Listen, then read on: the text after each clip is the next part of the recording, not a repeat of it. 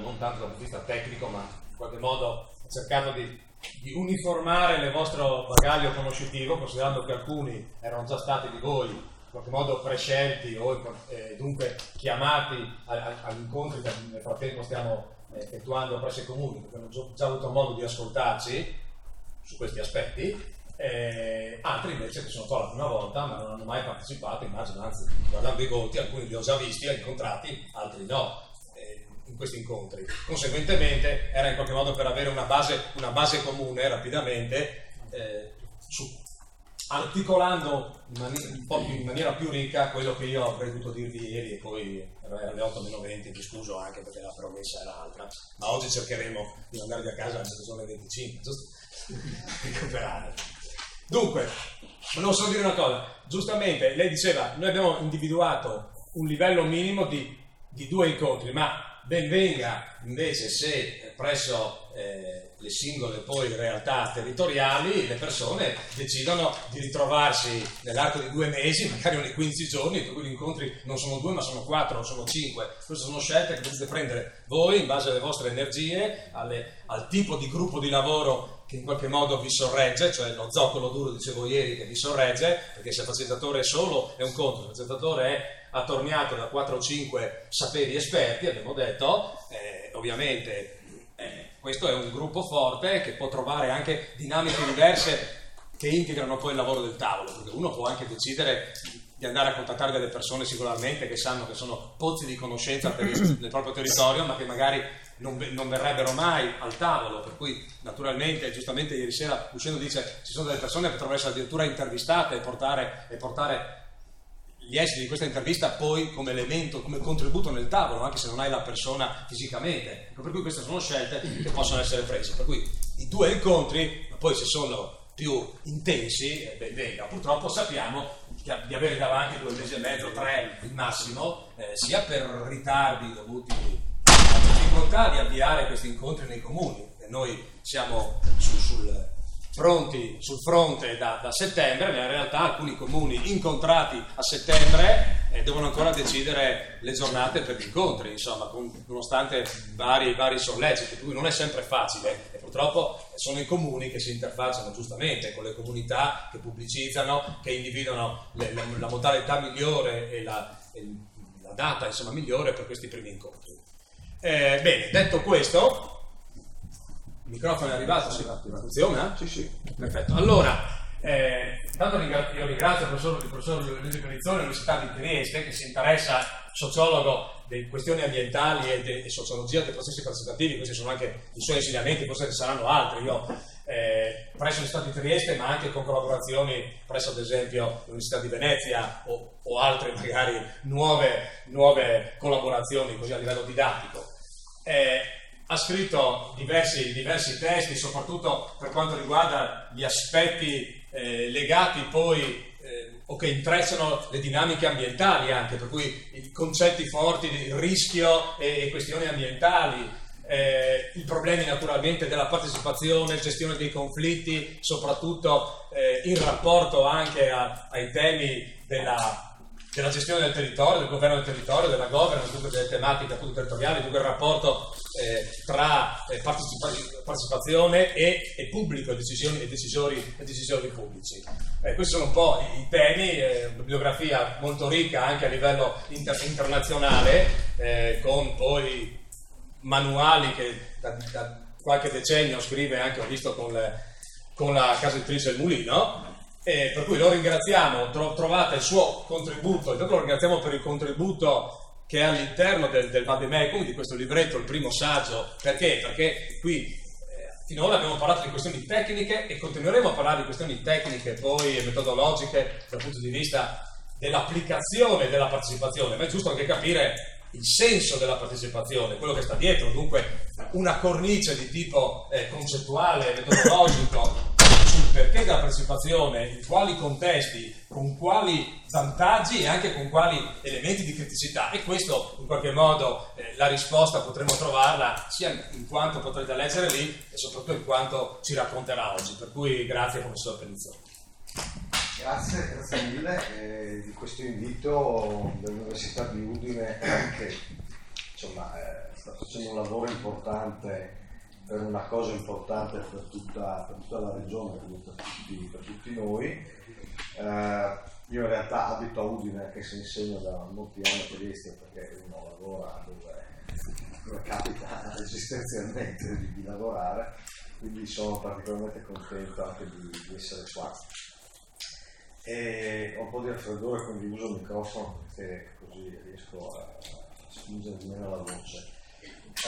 Quello che volevo fare oggi era sostanzialmente ripercorrere il ragionamento che viene fatto nel contributo nel Vademecum, non tanto per fare un grande affresco teorico, che qua non è che serva molto, ma per soffermarmi su quelli che sono i punti fondamentali emersi in anni di ricerche sulle tematiche partecipative e che bene o male tornano ripetutamente fuori ogni volta che si pone mano in pratica a un processo partecipato, e quindi in qualche misura vi troverete a confronto anche voi con questo tipo di questioni.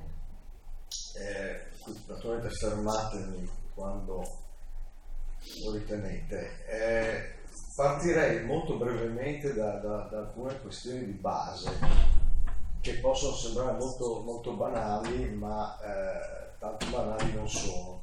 Ad esempio, il concetto di partecipazione, quanto di più ingarbugliato si possa immaginare, perché a meno che uno non viva in uso al deserto da solo, tutti noi siamo in contesti relazionali e quindi partecipiamo a qualcosa in qualche senso.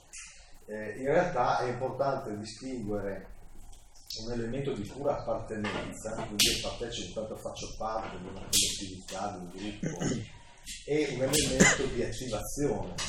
Le due cose non vanno necessariamente assieme. Per esempio, se pensate all'astensionismo elettorale in aumento, quello è un indicatore che l'essere parte, no? Il far parte della comunità, della collettività, della comunità politica italiana, non sta diventando una motivazione sempre più insufficiente per i cittadini ad attivarsi anche con la minima forma di attivazione che è andare al seggio elettorale a votare. E ovviamente questa cosa non è da prendere troppo alla leggera, anche se qualcuno sembra farlo, perché una persona che è un membro puramente passivo di una collettività è una persona che è in posizione abbastanza precaria rispetto alla collettività, cioè tutti noi siamo più membri a maggior titolo e quindi più utili, più affidabili, più coinvolti se facciamo qualcosa insieme o per gli altri.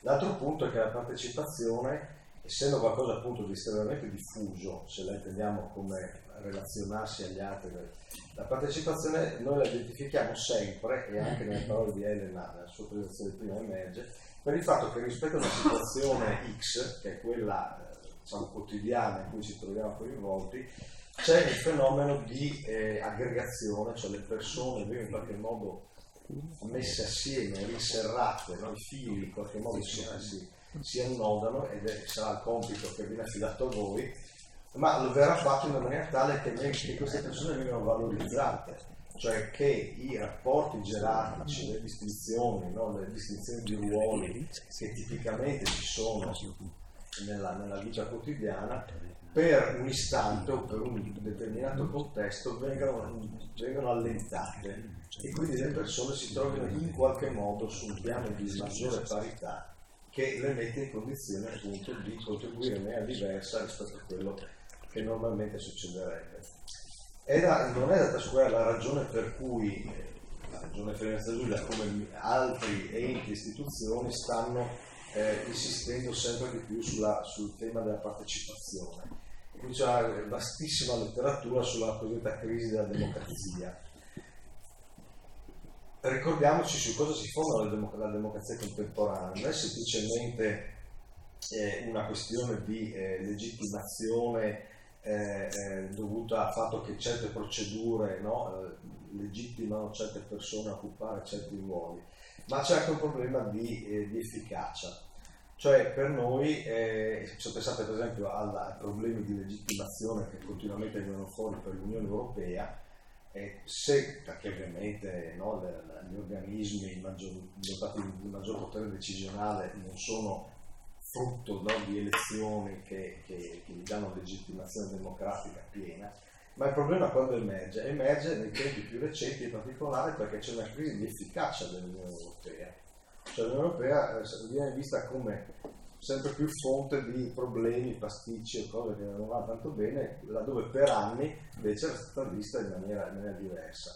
Quindi la crisi di efficacia dell'azione pubblica fa emergere i problemi di legittimazione. E i due temi sono spesso abbinati nei processi partecipativi perché quello che si pensa possa contribuire un processo partecipato è sempre in qualche modo duplice, cioè rafforzare la legittimazione delle decisioni che vengono assunte e quindi dargli una maggiore applicabilità, una governabilità più piena, ma anche, e quello che prima è evidentissimo, anche aumentare l'efficacia, nel senso che si ritiene che i saperi, le cose importanti, le cose utili, non siano appannaggio semplicemente di qualcuno che ha studiato un po' di più o che ha più tempo a disposizione, ma siano potenzialmente diffusi. E in temi come appunto il paesaggio o altre tematiche è evidente che una conoscenza completa, assoluta del campo problematico non ce la può avere nessuno, semplicemente perché è un intelligentissimo studioso, un esperto raffinato. E quindi una delle ragioni fondamentali di questo tipo, ma anche di altri processi partecipati, è proprio l'incremento atteso dell'efficacia dell'azione. La questione del rapporto tra partecipazione e deliberazione sarebbe un discorso molto lungo, ma ridotto all'osso è questo. Partecipazione è tutto ciò che appunto porta le persone ad attivarsi di più in varie forme che in qualche modo le rendono maggiormente uguali, diciamo così.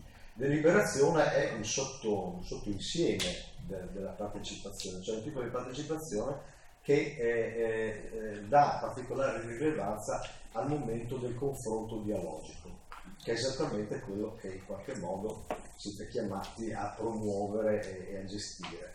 Quindi c'è un'idea forte del fatto che è importante, o il veicolo fondamentale della partecipazione è la discussione collettiva, il momento dialogico. Quindi è chiaro che il termine deliberazione qui ha un significato che forse non è quello principale in italiano, dove deliberazione in qualche modo spesso equivale a decisione, ma ha un significato che invece dà rilievo al momento della discussione, del dialogo che precede la decisione che viene assunta.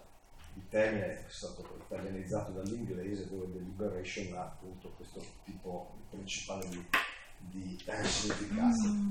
Se poi noi guardiamo tutto l'arco dell'evoluzione dei processi deliberativi che hanno cominciato a svilupparsi in pratica dagli anni 90, quindi l'attivazione è abbastanza robusta, c'è da una ventina, 25 anni, che non è tantissimo.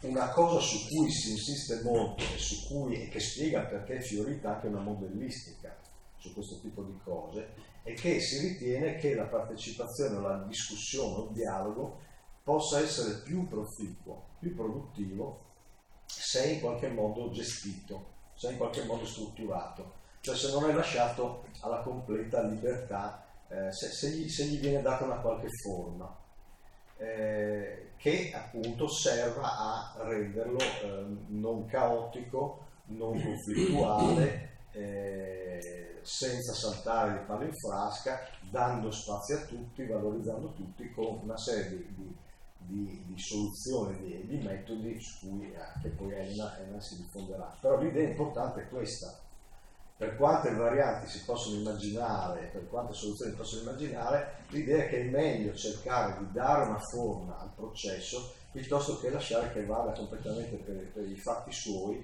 con delle dinamiche del tutto imprevedibili, perché se siamo fortunati le cose vanno molto bene, se siamo sfortunati viene fuori un pasticcio e magari esplodono i conflitti. Come era già un po' mostrato, partecipazione molto spesso viene classificata in livelli di intensità. Questo non è l'unica possibile, ce ne sono delle altre più articolate, ma insomma non è così importante. Chiaro che a un livello base, che però non è così ovvio, la partecipazione consiste nel mettere a disposizione e fornire elementi conoscitivi alla popolazione. Questo non è banale perché anche la normativa si è evoluta nel tempo in maniera molto sensibile da questo punto di vista. La normativa, per esempio, sulla trasparenza degli atti amministrativi non è una cosa banale, la normativa sulla trasparenza di tutta l'informazione di carattere ambientale in possesso delle pubbliche amministrazioni. Queste sono tutte normative che hanno cominciato a svilupparsi a partire dagli anni 90, in parte per moto proprio del legislatore italiano, ma in parte cospicua per in applicazione di direttive europee. E quindi l'elemento conoscitivo, l'elemento informativo è andato incrementandosi e appunto il processo del piano paesaggistico ne è un esempio. In una visione tradizionale dei processi di pubblica amministrazione una cosa del genere sarebbe stato veramente poco pensabile, anche proprio dal punto di vista giuridico, no? Perché l'accesso agli atti amministrativi e ai procedimenti amministrativi era tradizionalmente regolato. Io non sono un giurista, ma i giuristi lo possono confermare, era regolato dalla questione della difesa dell'interesse personale, fondamentalmente. A un livello maggiore c'è la dimensione della consultazione. Qui appunto, come quello che sarete chiamati a gestire, si tratta di ascoltare il pubblico e di prendere in considerazione le istanze e opinioni, cioè è il processo di mobilitazione di un ascolto o naturalmente appunto di un ascolto il più possibile proficuo e quindi in qualche modo strutturato. È fondamentale naturalmente che vengano prese poi in considerazione le istanze e le opinioni. Qui noi dobbiamo contare sul fatto che poi la Regione, che ha messo in piedi tutta questa struttura, poi tenda a dare giusto valore a quello che emerge dai processi, cioè riesca poi a includere ovviamente in una maniera integrata e che tenga conto di tutti gli aspetti coinvolti quello che emerge. La partecipazione decisionale in realtà è un evento abbastanza raro, cioè se noi guardiamo, quindi non dobbiamo stupirci che la Regione non abbia deciso di seguire questa via, che è una via molto delicata da tanti punti di vista e non a caso appunto è rara. Chiaro che qui siamo a un livello di intensità massimo del processo partecipativo, perché qui chi partecipa effettivamente mette delle carte che pesano sulla decisione. Questo però succede di rado per ragioni che poi parte anche vi dirò, e tra i pochissimi esempi che ci sono effettivamente implementati ci sono per esempio i bilanci partecipativi di cui avete forse sentito parlare. Ci sono alcuni comuni anche in Italia, e un vago tentativo era stato fatto anni fa dal comune di Udine, che si è pentito per varie ragioni, di dedicare una parte del bilancio comunale, ovviamente libera, non a pagamento di stipendi, spese di funzionamento, una parte del bilancio comunale per decisioni, per impieghi su temi, su oggetti, su questioni, la cui scelta viene demandata ai cittadini direttamente. È chiaro che questo è una cosa da un lato molto interessante, dall'altra ha una serie di controindicazione di problemi che riguardano proprio alla gestione del processo e all'interferenza con gli altri processi decisionali tipici della pubblica amministrazione. Quindi di fatto, se noi guardiamo il paesaggio complessivo delle esperienze sia internazionali sia avvenute in Italia, direi che la partecipazione decisionale è una soluzione a cui si ricorre abbastanza di rado.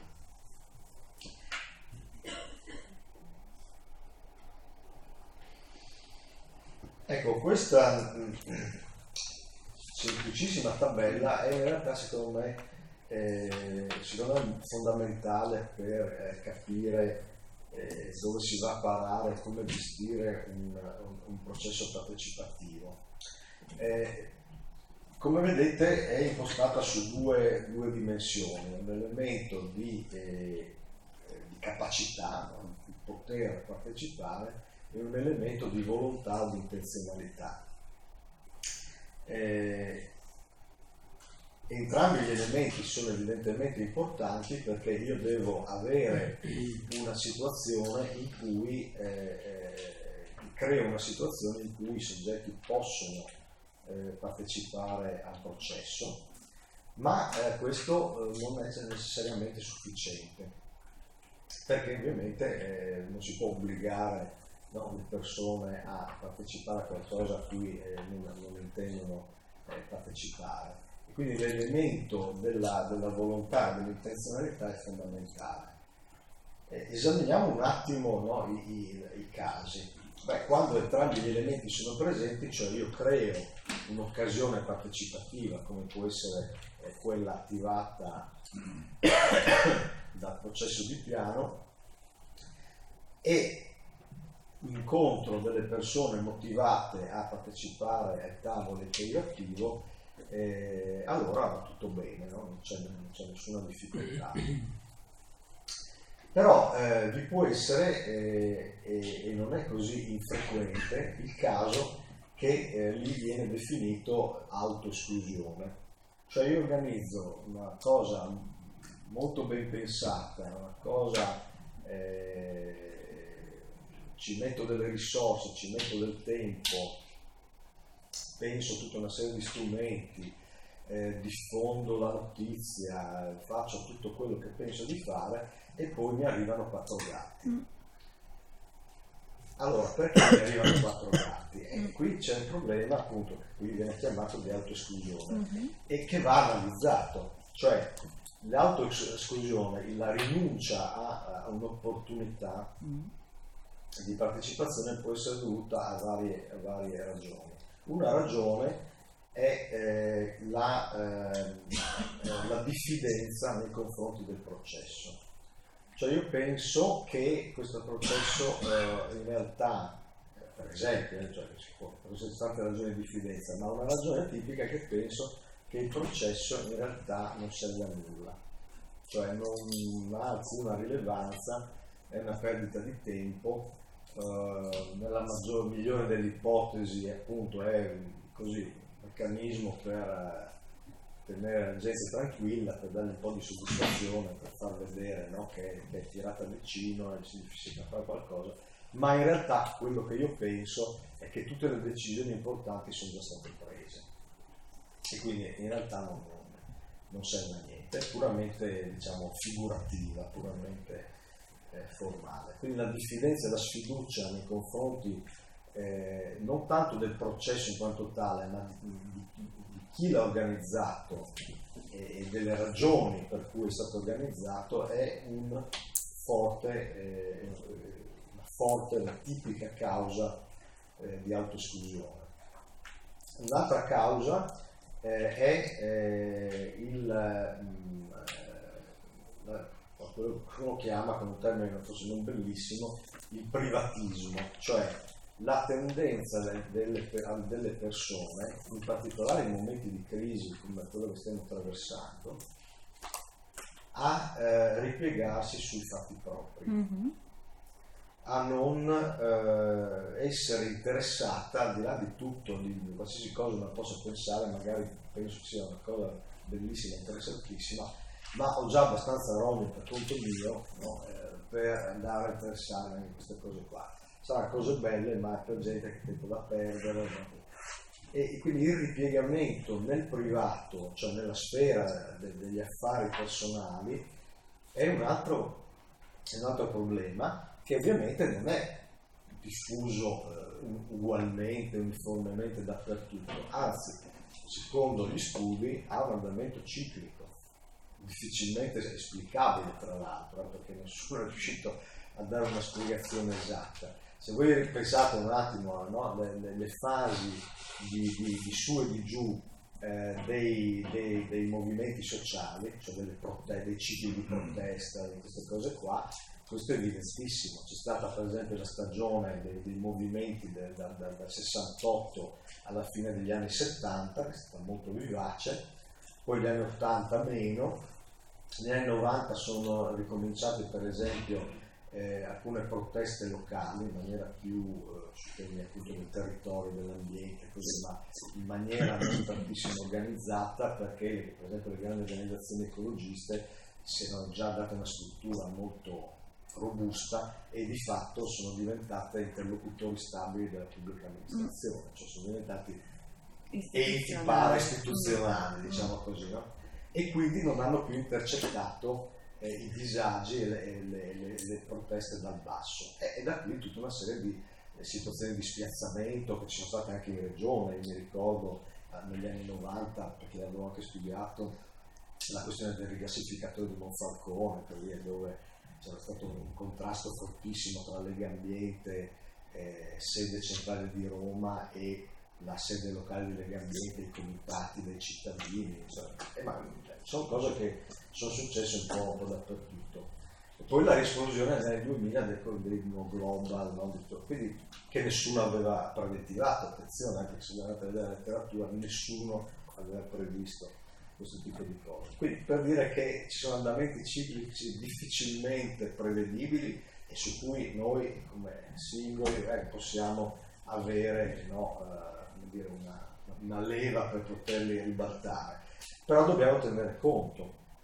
Quindi in un periodo come questo è possibile che la motivazione a partecipare abbia qualche limite che deriva dalla presenza di altre preoccupazioni e così via. Una terza ragione che vorrei menzionarvi, sempre di autoesclusione, è quella del senso di inadeguatezza. Mm-hmm. Cioè magari mi interesserebbe, magari sarebbe una cosa, forse avrei qualcosa da dire, però non sono abituato a parlare in pubblico, mi mette a disagio, la situazione collettiva, no, in cui devo espormi mi dà problemi, insomma la capacità di agire in pubblico non è equamente distribuita dappertutto. In parte è un problema temperamentale, in parte è un problema di percorsi di vita, no? Cioè non è che tutti noi abbiamo fatto le stesse esperienze, le stesse cose. Quindi una ragione di autoesclusione è il fatto che può essere presente un senso di sfiducia verso se stessi, in qualche modo, no? di inadeguatezza. Ed è chiaro che vi dico queste cose perché tutte queste cause di autoesclusione sono cose che in qualche modo dovreste tenere presente nel momento in cui cercate di attivare questi processi. Cioè, tenere presente che ci sono problemi di sfiducia, ci possono essere problemi di sfiducia verso il processo in quanto tale, che lo si ritiene inutile o manipolativo in un certo senso, no? Problemi di ripiegamento nel privato e problemi, diciamo, di senso di inadeguatezza personale. In qualche modo l'attivazione che promuovete dovrebbe cercare di contrastare tutti questi elementi. L'esclusione è un'altra cosa, e l'esclusione significa che io non do a qualcuno la possibilità di partecipare, anche se vorrebbe. Perché lo faccio? Beh, le ragioni possono essere tantissime, alcune delle quali, diciamo, volute, e alcune non volute. Quelle volute, in un caso come questo, non sembrano esserci, nel senso che il processo è disegnato in maniera tale che vi è la massima apertura e disponibilità nei confronti di chiunque. Ma è chiaro che in altre forme di processi partecipativi io metto dei paletti, metto delle barriere all'accesso al processo, e le metto per tantissime ragioni. Una è che devo selezionare un numero limitato di persone, di partecipanti, per poter gestire il processo stesso. Ci sono dei processi, le interazioni faccia a faccia in particolare, quando superano alcune decine di persone, diventano problematiche, quindi se no devo passare a strumenti, diciamo, di carattere informatico che complessificano il processo abbastanza, e quindi devo limitare. Come lo limito? Appunto, in qualunque criterio, poi vediamo un attimo, di limitazione introduca, è chiaro che qualcuno entra e qualcuno resta fuori. E quindi questo, in un caso come quello di cui stiamo parlando, questo tipo di problema grosso modo non si pone, si pone piuttosto un problema, comunque dobbiamo porci il quesito, no, della possibilità che si ponga il problema di forme di esclusione involontarie,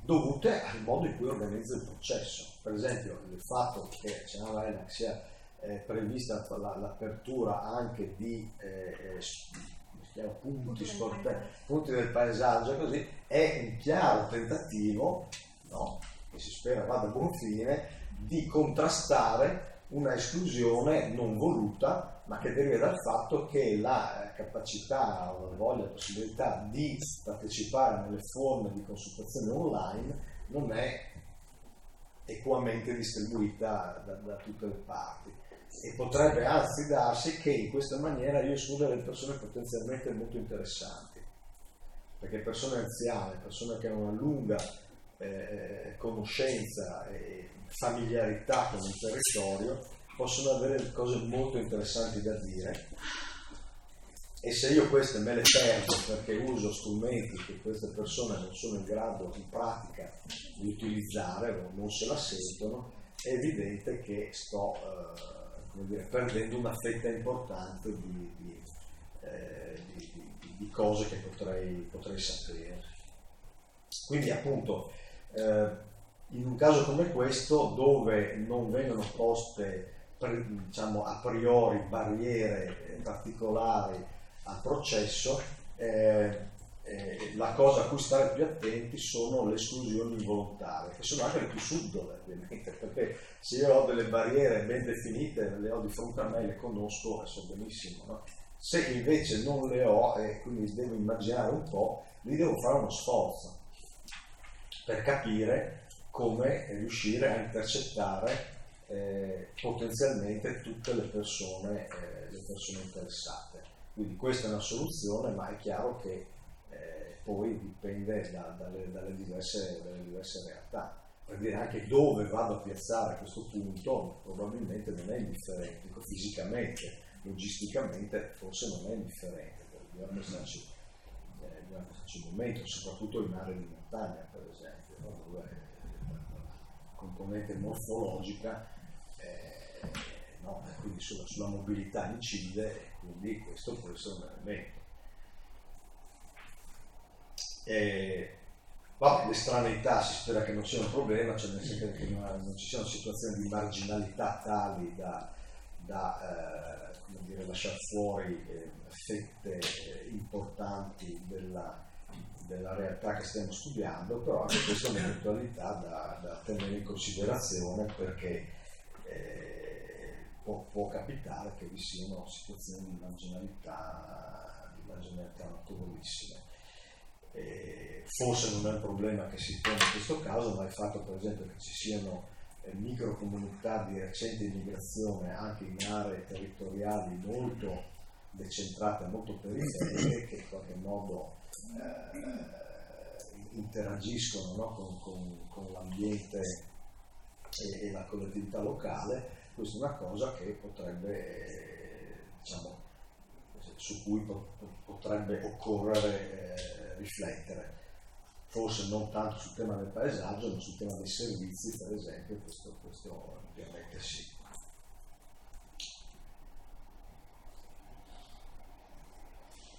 Anche questo è una tripartizione ovviamente discutibilissima, che si può fare in tanti altri modi, ma insomma cerca di cogliere questioni su cui in qualche modo immagino, sono quasi certo, vi troverete a confronto anche voi, spero in forme non acute e drammatiche, no? Cioè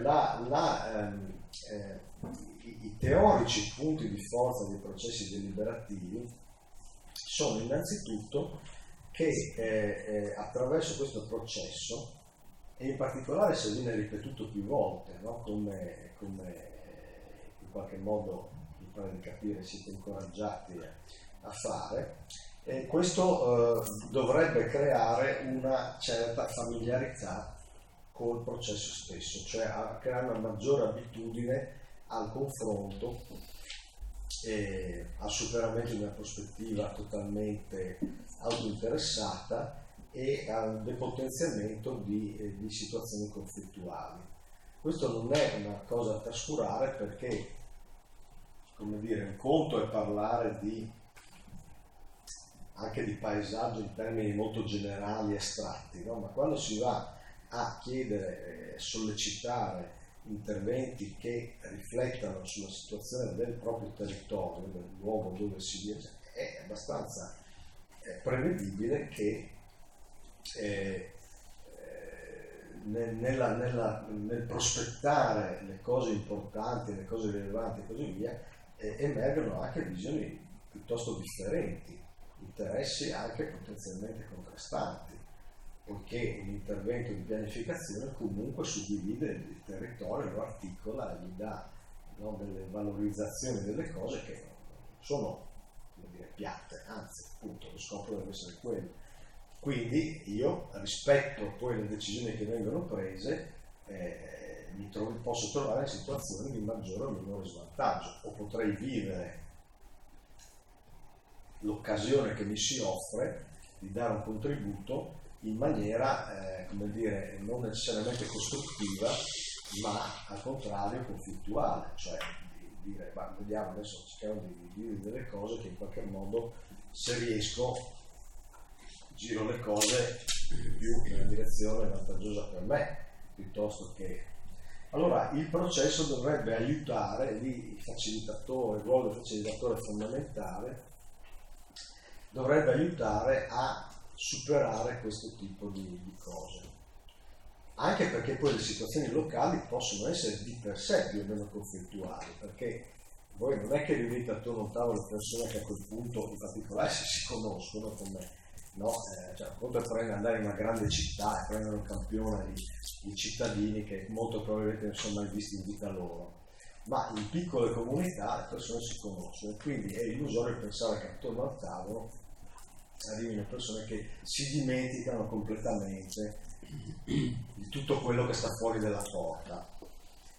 No, non è, la mente umana non funziona in questo modo, e quindi entrano portandosi dentro tutto quello che si trascinano dietro, e quindi tenere presente l'importanza della creazione di un clima costruttivo e positivo, e pensare a come si può fare questo è assolutamente importante.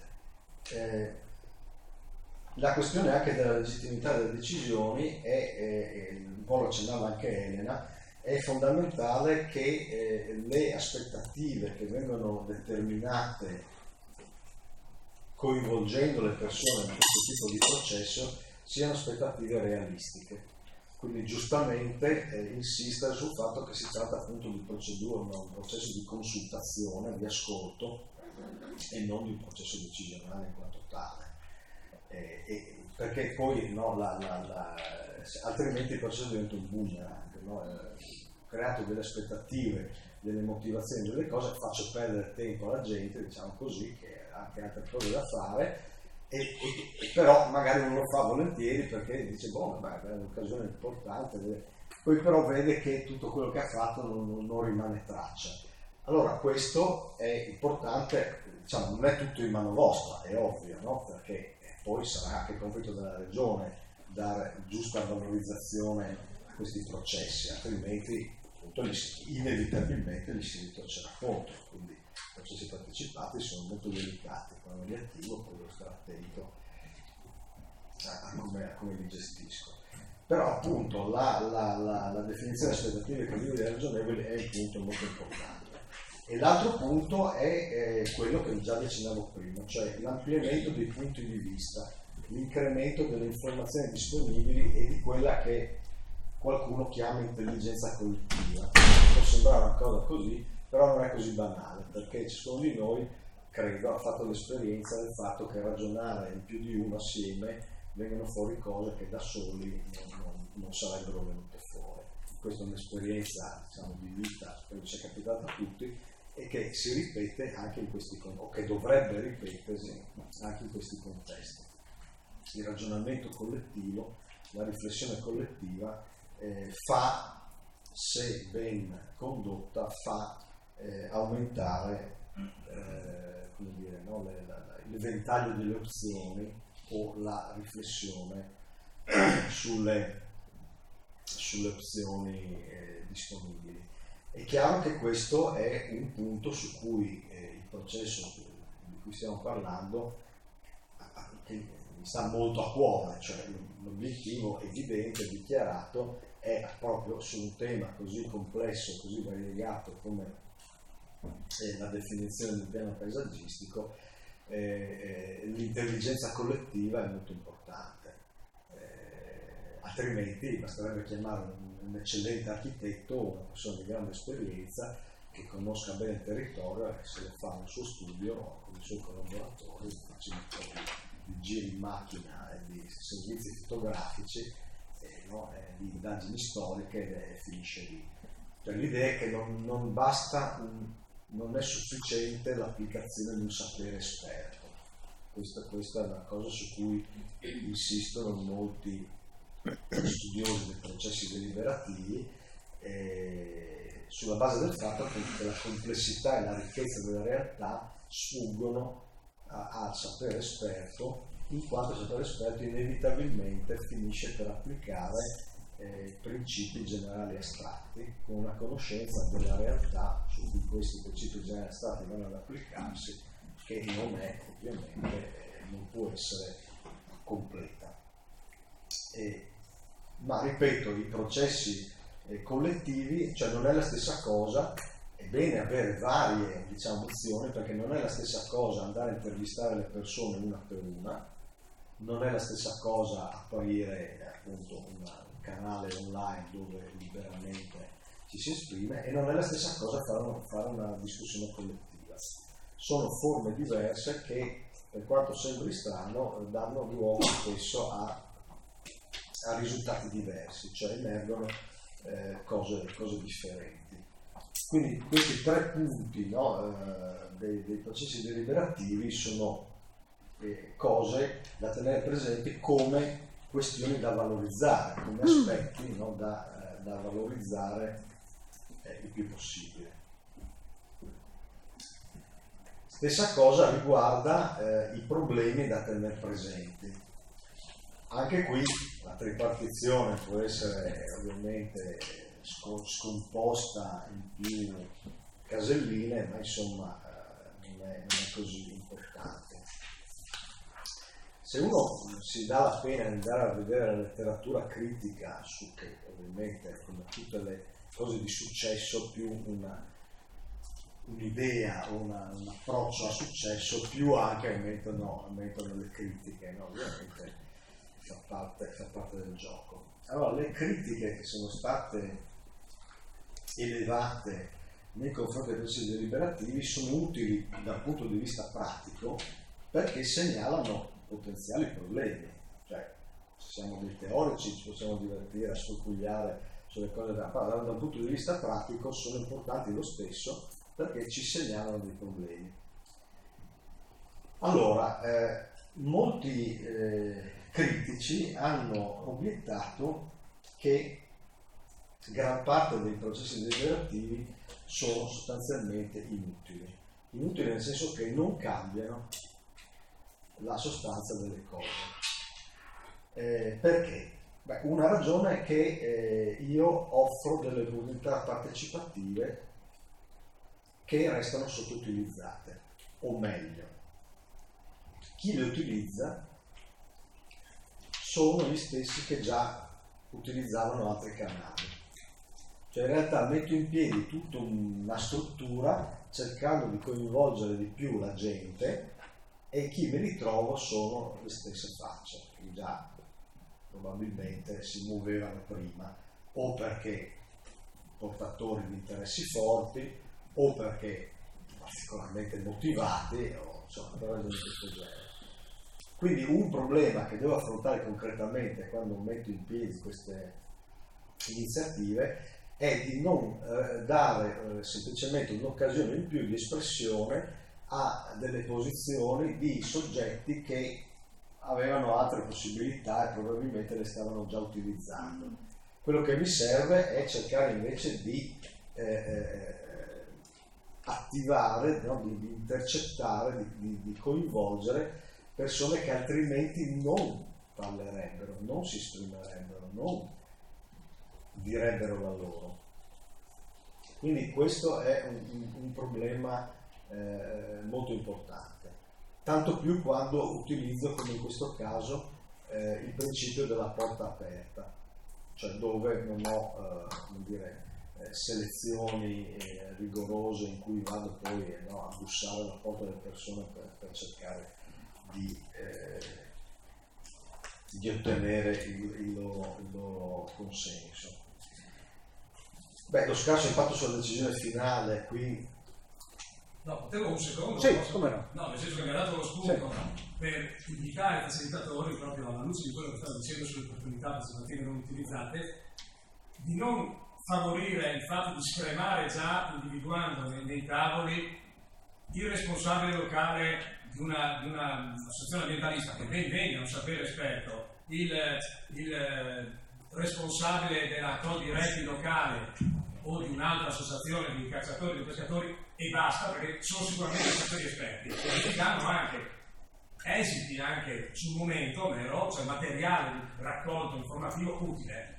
Però alla luce di quello che il professore diceva rischiamo di escludere tutti gli altri che sono magari non portatori di interessi di grandi gruppi, ma che sono sicuramente utilissimi per avere quel senso di condivisione alla comunità. Quindi l'invito a non a priori filtrare troppo, che significa chiamo i 10 che sono quelli che partecipano sempre a diversi momenti e per cui naturalmente rischieremo di escludere gli altri. Magari ne escludiamo solo 2 o 3, ma che sono fondamentali. Ecco, questo mi sembra importante. Grazie, scusi se l'ho disturbata, ma anzi, mi sembrava giusto togliere. Esattamente quello che intendevo dire, proprio questo. Cioè in pratica si tratta di non accontentarsi della soluzione più facile, cioè tirando vicino le persone che in qualche modo sono già molto disponibili e molto motivate, che probabilmente è importante avere, ma non solo queste, perché se no si poteva fare a meno e fargli delle interviste individuali in cui si dava a chiedere l'opinione, oppure si invitava in regione una volta a fare un bel tavolone tutti assieme, funzionari regionali, e finiva lì. Un altro punto, sullo scarso dato della decisione finale abbiamo già detto, un altro punto è la marginalità delle questioni affrontate, cioè spesso è stato detto sì, magari si fanno dei processi molto belli, però alla fine il tema in discussione non è quello che veramente sarebbe stato importante discutere, cioè ci si è focalizzati su una questione marginale per evitare di affrontare quella veramente importante. Allora questo dal punto di vista pratico ci dovrebbe insegnare che è importante che vengano fuori tutti i punti tutte le questioni, anche quelle che magari possono essere più difficili, no? O meno piacevoli da affrontare, altrimenti appunto il processo non serve neanche. Qui dipende molto ovviamente da quanto il facilitatore riesce a stimolare la discussione a partire da una conoscenza del territorio su cui sta operando, perché ovviamente se uno viene totalmente dalla UIMA è molto difficile che riesca a immaginare, no? Quindi in particolare in casi come questi è importante che chi attiva e gestisce il processo abbia un po' un'idea, no, delle cose che dovrebbero essere affrontate, e soprattutto se saltano fuori e si vedono reazioni così, non reprimerle, ma anzi cercare di raccoglierle e di dargli il giusto sviluppo, il giusto peso. Indubbiamente il problema appunto degli opposti egoismi, cioè del fatto che non si riesce veramente a creare una situazione di discussione di gruppo diciamo costruttiva, è una cosa da tenere presente come problema da affrontare qualora emergesse. Gli effetti perversi vuol dire che cosa? Che al di là del fatto che possano ottenere alcun risultato, poter addirittura ottenere l'effetto contrario rispetto a quello che mi aspettavo. Allora c'è una vastissima letteratura sulle dinamiche di gruppo che ha studiato negli anni tutte le possibili problematiche che saltano fuori nelle interazioni di gruppo, di cui un esempio sono i processi partecipativi che qui si va ad attivare. Allora, un effetto tipico, e quindi sono tutti i punti su cui il facilitatore deve focalizzare l'attenzione per cercare di smorzarli o di evitarli. Il primo punto è la manipolazione, intenzionale e non intenzionale. In che senso? Nel senso che i soggetti che entrano in una discussione di gruppo non sono tutti uguali, ed è molto facile che nella discussione di gruppo emerga una o due persone, diciamo qualcuno, che per suo carattere o diciamo personalità e delle volte anche per una sua personale agenda, cioè perché ha delle ragioni sue, riesce a orientare la discussione, bloccando qualcuno che aveva delle cose da dire perché andava in una direzione che non è quella che lui ha preso, dando sulla voce a qualcun altro per zittirlo, prendendo la parola molto spesso e quindi togliendo spazio, no, agli altri, cioè con una miriade di cose che lo fanno diventare la personalità dominante, e quindi una personalità che riesce a trascinare alcuni altri o a marginalizzare altri ancora. Queste sono cose assolutamente da evitare, cioè un compito fondamentale del facilitatore è evitare che queste cose si producano. Quindi appena le si vede emergere bisogna intervenire. Come? Interrompendo. Sì, insomma, però di fatto non è difficile immaginare, si tratta di interrompere questa persona, dire scusi, lei ha già detto la sua, fermi un attimo, sentiamo anche qualcun altro, oppure dire no, guardi, sì, la cosa che dice è molto importante, però il signor Rossi sta dicendo una cosa completamente diversa su cui dovremmo anche riflettere, insomma, ovviamente bisogna riuscire a tamponare, delle volte non è facile, esatto. Delle volte non è facile, però è assolutamente fondamentale, se no quello prende in mano la situazione e voi alla fine della serata vi trovate con un pugno di mosche in mano. Le dinamiche di gruppo anche sono importanti, le distingo rispetto alla manipolazione, perché qui non è tanto il fatto che ci sia qualcuno che per come è fatto lui, perché appunto ha una sua agenda, vuole girare la discussione come preferisce, ma perché le dinamiche della discussione tendono alle volte a produrre questo risultato. Allora, una prima problematica è la polarizzazione delle opinioni. Cioè, noi delle volte, almeno l'obiettivo di base, è cercare di rendere la discussione la più tranquilla, diciamo aperta, riflessiva possibile, e però delle volte la dinamica tende a estremizzare le posizioni. Cioè a un certo punto della discussione si creano delle contrapposizioni. Questo è un problema perché ovviamente a un certo punto impedisce la riflessione collettiva, cioè invece di continuare a ragionare si rigidiscono le posizioni. La cosa opposta o differente è quella che li chiamo la spirale del silenzio, cioè è la situazione in cui qualcuno pensa che sarebbe importante affrontare un tema, dire qualcosa, ma siccome nessuno lo sta tirando fuori, sta zitto, e siccome nessuno lo tira fuori, il tema non salta fuori mai. Allora il facilitatore da cosa può capire questo? Che c'è un tema che per esempio dal suo punto di vista è importante e non sta venendo fuori, allora è bene che lo tiri fuori lui. Poi magari se il gruppo decide che è una scemenza, si prenderà atto che non interessava a nessuno. Però se delle volte si tratta non semplicemente di stare lì a osservare come la gente sta discutendo, ma anche di dare opportuni stimoli, no? Dire ma attenzione, riflettendoci mi sembra che questo aspetto sia importante, cosa dite? Cioè cercare di muovere la discussione avanti evitando che si avviti sempre sulle stesse cose, perché è un'altra cosa, non succede questo. C'è un avvitamento su se stesso della discussione, per cui certe cose magari sollevate all'inizio poi non salta più fuori perché la discussione non diventa focalizzata su pochi punti. Il groupthink è anche questa è una dinamica molto studiata, cioè che appunto a un certo punto della discussione tutte le persone perdono di vista un aspetto importante, cioè finiscono per focalizzarsi su un punto, su pochissimi punti, dimenticandone degli altri, dimenticando la cornice generale della problematica. Questa è una cosa che è stata molto studiata perché soprattutto in contesti decisionali ha degli esiti micidiali, perché ovviamente io perdo di vista cose importantissime concentrandomi solo su alcune e quindi prendo una decisione sbagliata. Tanto il caso famoso analizzato della questione dei missili di Cuba, della baia di Porce negli anni 60, dove stava per essere lanciata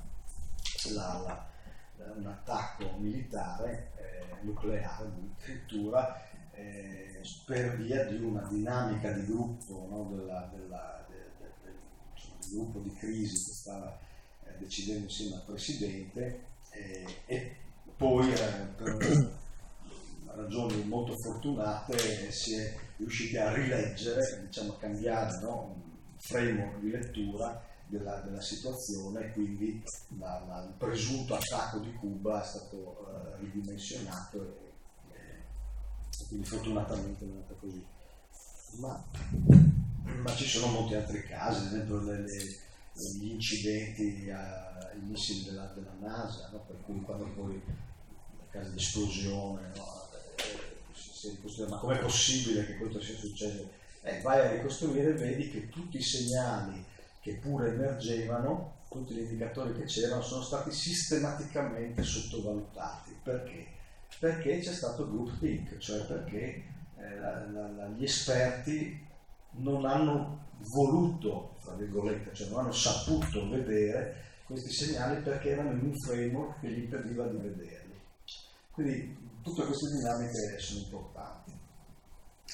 L'esplosione di conflitti, appunto, può darsi che si spera di no, che sollevare una discussione pubblica faccia venire a galla anche delle potenziali conflittualità che erano latenti, allora lì il facilitatore deve essere abile a cercare di smorzarle.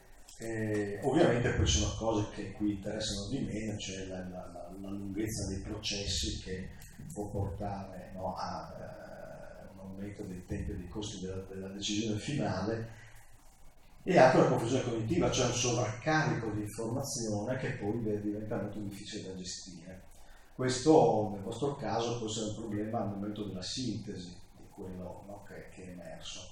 Quindi qui c'è un problema di riuscire poi a sintetizzare i risultati dei tavoli in maniera tale che siano, per dire, utili in qualche modo. È inutile fare un resoconto di 2000 cose che sono state dette, bisogna riuscire a sintetizzarle in punti.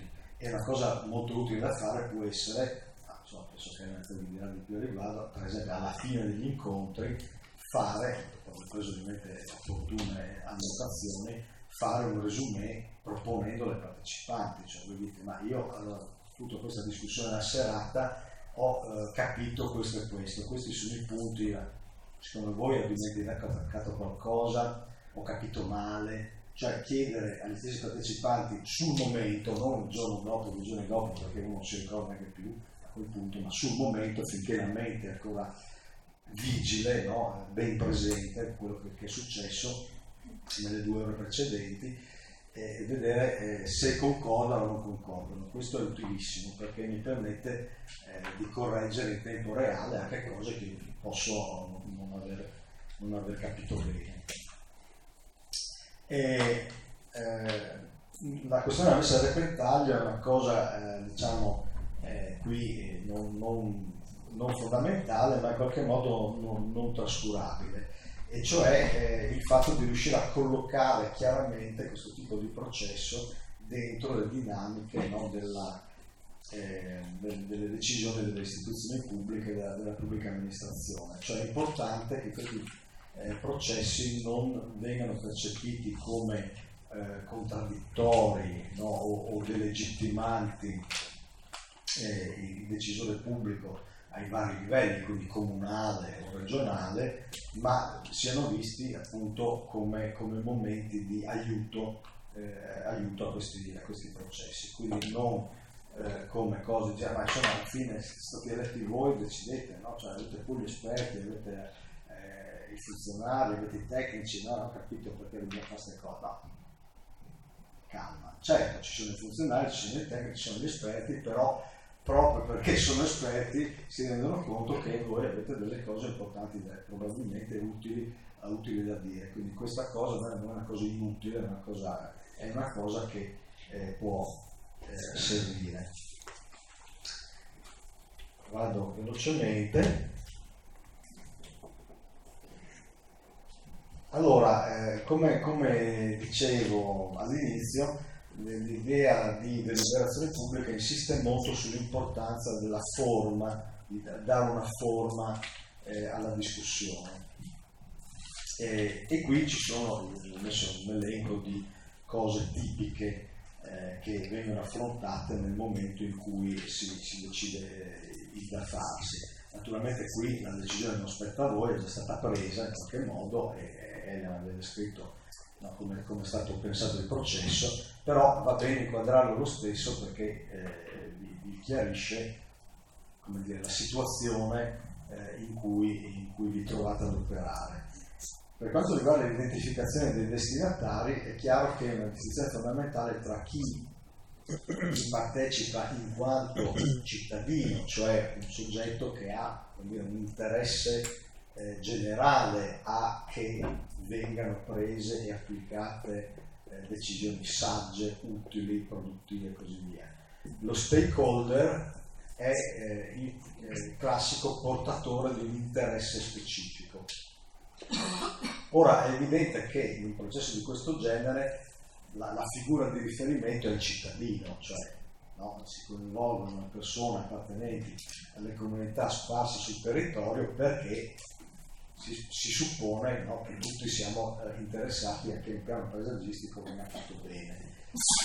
Ciò non toglie però che nel processo e rispetto al processo vi siano anche dei portatori di interessi che riguardano ovviamente l'assetto del territorio, che può cambiare a seconda delle decisioni che il piano prende. Ed è importante riconoscere questo in un processo, cioè non immaginare che la gente venga lì a parlare del più e del meno semplicemente perché è interessata alla questione. Certo, questo è un interesse generale, alcuni verranno per questa ragione, altri sono anche preoccupati forse, no, della piega che poi le decisioni prenderanno a seconda di cosa viene fuori.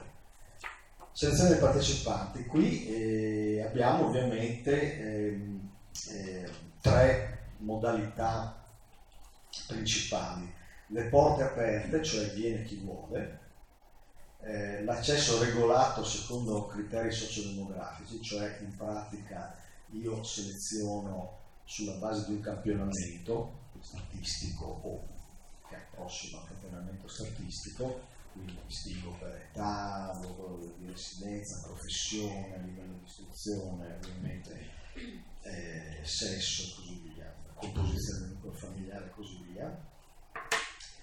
E il terzo criterio è la posizione rispetto al tema in discussione, cioè in questo caso io seleziono persone che penso abbiano da dirmi delle cose interessanti, cioè che riescano a esprimere punti di vista, istanze, visioni potenzialmente importanti. E visto che appunto il processo che è stato avviato non segue il criterio che in molti altri casi viene seguito della selezione tramite campionamento, voi di fatto vi trovate in una situazione in cui vige il principio della porta aperta, ma ovviamente i soggetti che passano da quella porta dovrebbero essere anche soggetti che hanno delle cose interessanti da dire. E questo è una questione di bilanciamento che in qualche modo dovreste tenere presente nella composizione dei gruppi.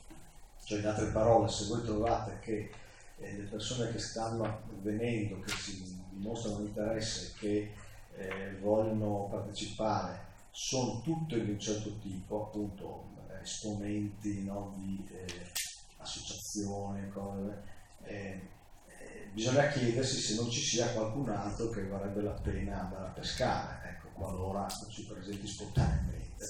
E lì è fondamentale la conoscenza del luogo dove andate a operare. Certamente non ve lo può dire uno che viene da lontano, cioè lì bisogna fare un attimo di riflessione e vedere se effettivamente attorno al tavolo avete diciamo, tutto il materiale che vi serve o manca qualcuno che bisogna un po' andare allora a cercare, a stimolare. Il tema, no? Qui ovviamente ci sono moltissime modalità teoriche che poi sono state applicate con tante soluzioni. Volendolo mettere in termini così, no, estremisti, è chiaro che il tema chiuso, molto rigoroso, molto ben fissato, cioè nel senso che voi dite oggi siamo qui per discutere questo punto e le domande che poniamo sono A, B, C, quindi voi sarete chiamati a rispondere a dire delle cose, a rispondere alle domande A, B, C. Questo da un certo punto di vista è ottimo, perché date una struttura molto precisa, molto rigorosa alla discussione e che vi permetterà quindi di evitare, no, che si vada per la tangente, che si cominci a parlare del più e del meno, divagando, no? Quindi vi permette di far convergere ogni momento che la discussione tende a divagare, a farla riconvergere sui quesiti. Quindi ricordiamoci che siamo qui per rispondere ad ABC. Naturalmente questo ha un costo, perché può darsi che, avendo preformulato le domande sulla base di un interesse, di una conoscenza pregressa, che l'organizzatore del processo pensa di vedere, voi lasciate fuori una questione importante. Nel caso in esame sembra di capire che invece no, l'obiettivo è di non chiudere eccessivamente il tema, proprio perché a priori non ci si vuole precludere la possibilità che emergano questioni interessanti. E quindi questo vi dà anche grande libertà, ma in un certo senso anche grande responsabilità, perché ovviamente una discussione più appunto è aperta, perché volutamente si vuole consentire che emergano temi, questioni, aspetti anche diciamo a priori difficilmente immaginabili, e più è facile andare per la tangente, cioè che la discussione finisca per direzioni così poco utili, poco produttive. Quindi è importante cercare di tenere presente questo, no? E quindi che almeno voi abbiate sempre in mente l'agenda, no? Lo scopo della discussione, per cui se la discussione si mette a parlare, no, in questo momento non si parla mai problemi di approvazione sì perché le moschee, quello non è che c'entri molto, quindi è un tema importantissimo, però ricordiamoci che ne parliamo un'altra volta, cioè qui siamo per ragionare su altre cose. Le fonti informative, appunto qui è chiaro che tutto il materiale che via via si sta producendo è qualcosa che deve essere valorizzato, cioè le persone sono chiamate a dire la loro per quello che loro ne sanno, per come vedono la cosa, però è anche utile che gli vengano date delle idee, delle informazioni, degli spunti che permettano, no, di superare il ragionamento spesso diciamo anche un po' naif o a spanne che ciascuno di noi tende a fare se non ha focalizzato l'attenzione, quindi non è questione di essere esperti o non esperti, che ciascuno di noi se non focalizza un po' l'attenzione sulle cose, no, tende. Quindi i materiali sono molto importanti e vanno opportunamente utilizzati. Non so se appunto qui poi viene pensato l'utilizzo di testimoni qualificati in particolare, ecco, poi lì magari tu saprai di più, questa è un'opzione che si può utilizzare, cioè oltre ad avere come dire, dei materiali, un dossier informativo che aiuta la discussione, è molte volte utile avere in carne ed ossa delle persone che vengano a portare una loro testimonianza o una qualche competenza sul tema in discussione. Naturalmente bisogna anche qui gestire con cautela la cosa, cioè che siano persone che si rendono disponibili senza poi prevaricare la discussione, ma al contrario, devono mettersi in un'ottica di disponibilità, per esempio a rispondere a domande, a quesiti che emergano dal tavolo. Naturalmente poi il processo può utilizzare tutta una serie di tecniche, diciamo che ce n'è tantissime, probabilmente Elena ne parlerà un po', però è anche vero che nella maggior parte dei casi concreti queste tecniche vengono adattate, cioè non sono mai o quasi mai applicate alla lettera e neanche pretendono di esserlo. Di solito una manualistica, anche quella più ponderosa, non ti obbliga mai, no, a fare, quindi a seguire proprio un prontuario, no, punto per punto, lettera per lettera, perché l'adattamento è uno degli obiettivi, cioè siccome la realtà è molto varia e non la posso contenere in un bicchiere, è chiaro che l'adattamento è fondamentale. Qui appunto la soluzione che è un po' stata decisa e tratteggiata è quella di prevedere almeno 2 incontri, se ho capito bene, o anche di più possibilmente, e quindi siamo in una situazione di più fasi, per esempio, non è uno spot unico, è una situazione plurifase. E quindi questo pone un problema di articolazione tra i due o più incontri, cioè ad esempio si può voler rincontrare le stesse persone per approfondire i temi emersi, ma si può anche decidere di incontrare persone diverse, quindi allargando la platea dei partecipanti a più incontri sugli stessi temi. È una logica un pochettino differente su cui poi forse occorrerà riflettere anche in base alla base, come dire, no, di popolazione che si intende coinvolgere. Quindi in realtà ci sono molte soluzioni. Una cosa anche poi da chiedersi nel momento della conduzione, della conclusione del processo, è come farlo finire, diciamo così, no? Cioè una cosa è, come vi dicevo prima, sicuramente importante fare un résumé di quello che è venuto fuori dalla giornata, dalla serata, che venga quindi in qualche modo validato dai partecipanti stessi, perché anche il miglior facilitatore o osservatore può non aver capito bene, può non aver colto tutto, no? Quindi è importante dedicare una parte conclusiva dell'incontro a una sintesi condivisa, ma naturalmente è bene anche come dire,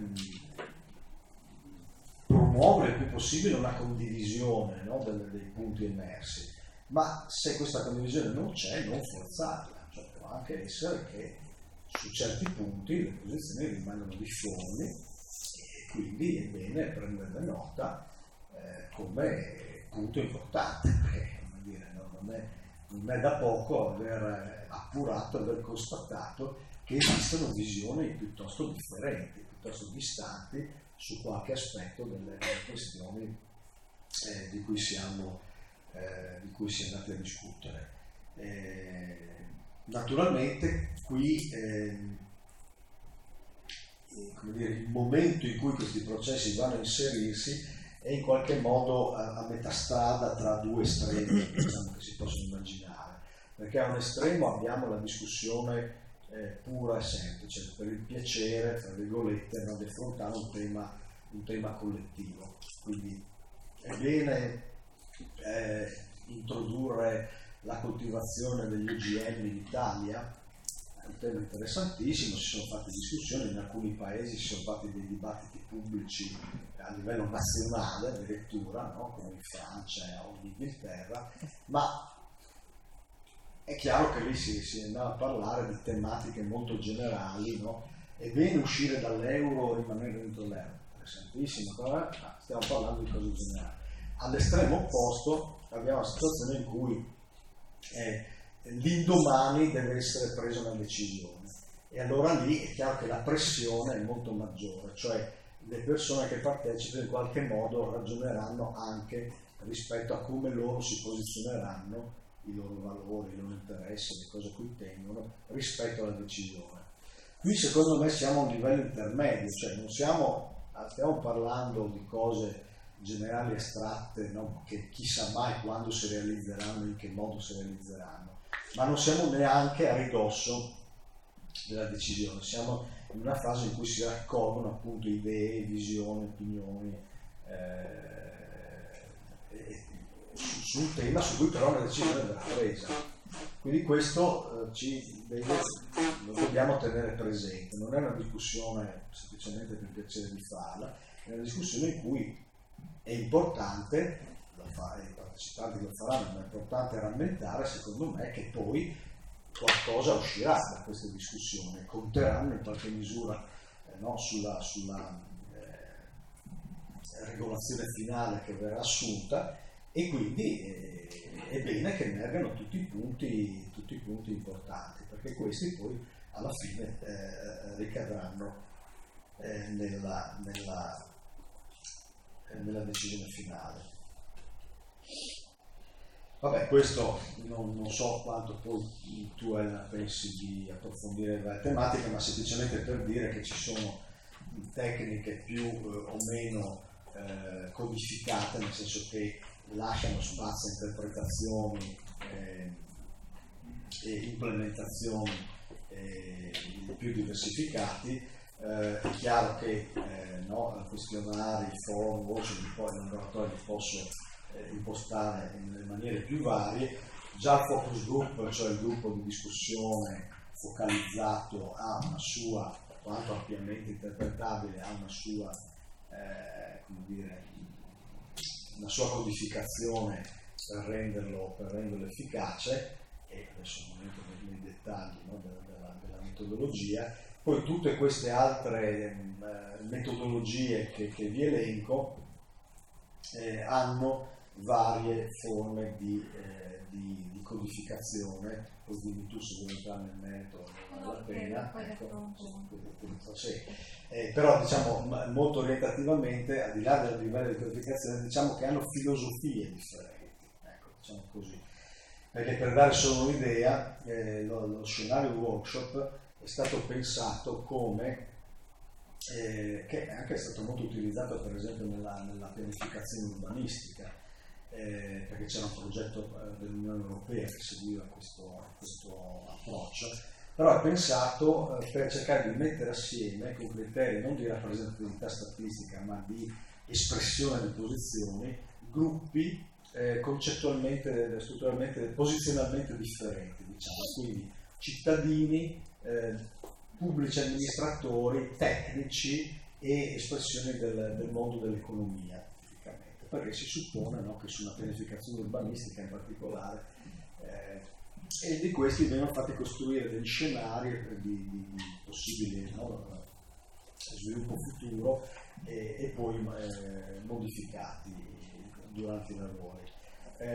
La deliberative poll, il sondaggio deliberativo, ha una filosofia completamente differente, perché si tratta di fare, invece di fare un normale sondaggio di opinione, lo si fa un sondaggio in più fasi, quindi con un campione rappresentativo, lo si fa in più fasi e in un momento intermedio i partecipanti vengono sottoposti o esposti a una procedura di informazione, di discussione gestita online e di interazione con esperti e così via, in modo che poi alla fine l'espressione dell'opinione sia molto più fondata e strutturata.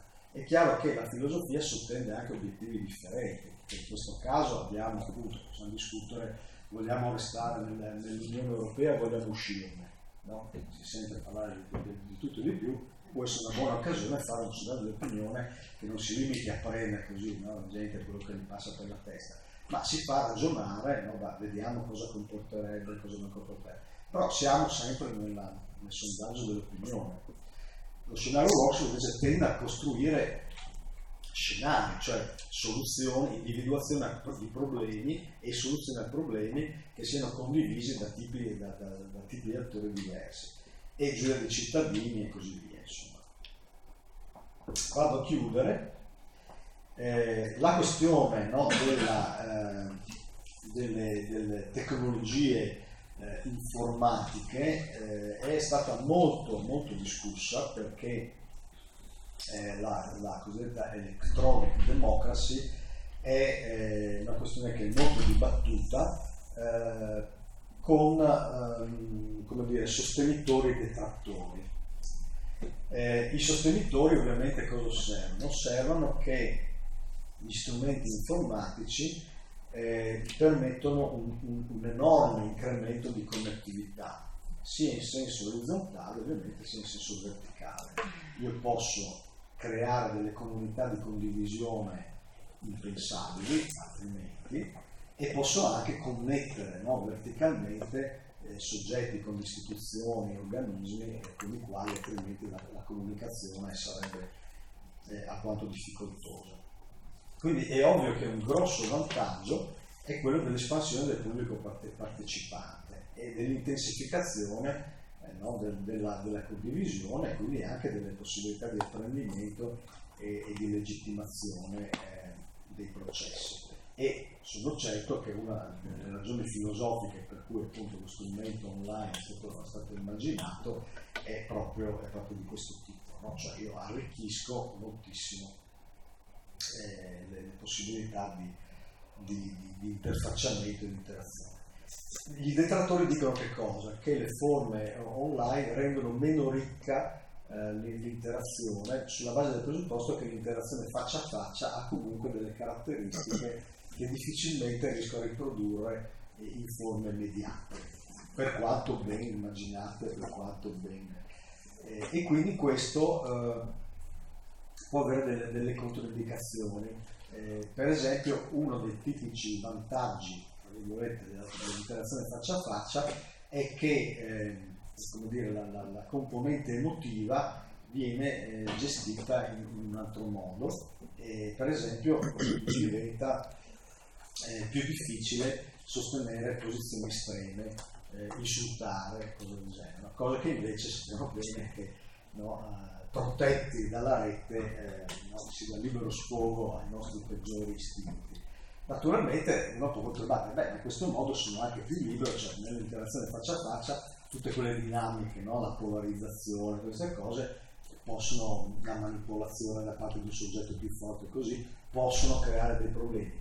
Invece nell'interazione online posso essere più libero di essere me stesso. Insomma, non credo che ci sia una risposta univoca, o se c'è io non la conosco. Diciamo che tutti questi, l'uso delle ICT presenta fondamentalmente gli stessi problemi, gli stessi vantaggi, gli stessi problemi che vi ho già prospettato, semplicemente trasportandole a un altro livello e amplificandole. Quindi non c'è nessuna che io sappia che possa dire controindicazione all'uso di queste tecniche, ma ovviamente aumentano le avvertenze che uno deve considerare nel momento in cui le sta usando, cioè tutte le problematiche che abbiamo accennato fino adesso si riproducono anche a questo livello con le caratteristiche tipiche di queste tecnologie, e quindi ne devo tenere dovuto conto. Concludendo, abbiamo detto che la domanda e l'offerta di partecipazione, in particolare di tipo dialogico e in particolare messa in forma, è in aumento per ragioni che riguardano sia problemi di legittimazione zoppicante di molte istituzioni, per tante ragioni che adesso non andiamo a approfondire, sia anche per un problema di efficacia dell'azione di questi soggetti, dovuti alla complessità della realtà, dovuti al fatto che la realtà è molto complessa e quindi i saperi esperti, anche più raffinati, si trovano spesso a mal partito nel riuscire a gestirla, nel riuscire a interpretarla. Quindi anche un processo come questo si iscrive tranquillamente, senza problemi, in questo tipo di filosofia. Le potenzialità sono notevoli, mi pare che le abbiamo accennate, ma sono anche notevoli le cautele da mettere in atto. Quindi tutti i punti che vi ho segnalato, insomma, erano tesi a mettervi, farvi drizzare le orecchie su problematiche sia nei vantaggi sia nelle cose a cui stare attenti, con cui inevitabilmente in misura maggiore vi trovate a che fare. E quindi tutte le scelte di design, che però qui sono già state fatte, ma che in parte dovete, però che siete chiamati a effettuare anche voi, e di conduzione, quindi vanno progettate e portate a termine in modo accurato ma anche realistico, sia da parte vostra sia da parte delle aspettative che si inducono nei partecipanti. E quindi non posso che sottolineare che il ruolo del facilitatore è quanto mai fondamentale nel rendere questi processi utili e produttivi e sereni e tutto quanto. Tanto più quanto più appunto come nel caso di questo tipo di processo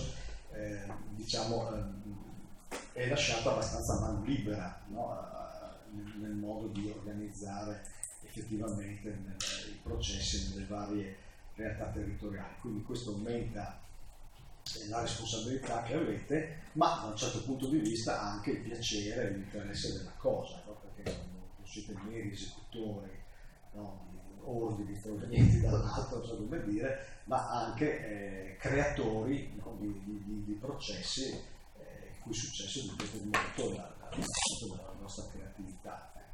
Quindi fermerei qua, se ci sono domande o questioni. Una domanda, un po' di quella che è stata la sua presentazione. L'orientamento di alcune amministrazioni è quello di sposare un facilitatore autoctono. In questo caso può essere un limite, nel senso che il ruolo che viene dato al facilitatore dovrebbe essere forse più estraneo al contesto per evitare di portare una determinata paesaggio o conoscitore di certi aspetti. Quindi la domanda è meglio forse che sia estraneo al contesto, poco conoscitore di quel territorio? È una domanda di difficile risposta, perché ci sono i pro e i contro. E quello che dice è giustissimo, cioè che il facilitatore deve avere, diciamo, presentarsi e gli deve essere riconosciuto una posizione di terzietà. Questo è fondamentale, cioè non deve essere qualcuno che venga percepito come portatore di una sua agenda, se non quella di far uscire bene il processo, naturalmente. L'agenda del facilitatore è questa. Come garantire questo non è facile, perché è chiaro che una persona che viene completamente da fuori questo lo può avere, anche se non necessariamente, perché uno mandato da fuori, la popolazione può sempre chiedersi: ma perché proprio queste qua? Chissà perché mi hanno mandato. Quindi non è che sia risolto automaticamente semplicemente perché mi arriva uno da fuori. Quello che invece deriva da dentro ha l'enorme vantaggio di conoscere già i suoi polli in qualche modo, cioè sa già quali sono i problemi, quali sono le cose, e quindi per esempio nella dinamica di discussione individua molto più facilmente i problemi, le cose da tamponare, le questioni da tirar fuori. Però appunto deve riuscire a convincere che non ha una sua agenda specifica. Potrebbe essere importante, però qui entriamo nei dettagli che io non conosco, che sia qualcuno percepito come una persona sufficientemente competente e affidabile, ma che non abbia come dire, una sua posta in gioco immediatamente evidente, cioè sia qualcuno che ha immediatamente un guadagno da ricavare, no? nel fatto che si venga fuori determinate cose piuttosto che altre, perché se no fa obiettivamente un po' di fatica a convincere della sua terzietà. Ci può riuscire lo stesso, nel senso che è una persona rispecchiata, onestà, che tutti riconoscono come una persona integerrima, quindi non sto dicendo che necessariamente questo è un problema, però è chiaro che il punto è delicato. Certo, vista l'apertura dei processi e il fatto che si va a finire in realtà territoriali molto diversificate, è chiaro che a mio avviso fa pendere un po' la preferenza verso la scelta che è stata fatta, perché far venire persone ancora completamente da fuori, cioè potrei andare io per esempio, ma sicuramente potrei godere di credibilità, credo, perché non ho nessun interesse particolare, però potrei avere delle difficoltà che qualcun altro, conoscendo meglio l'area, non ha nell'identificare temi in questione.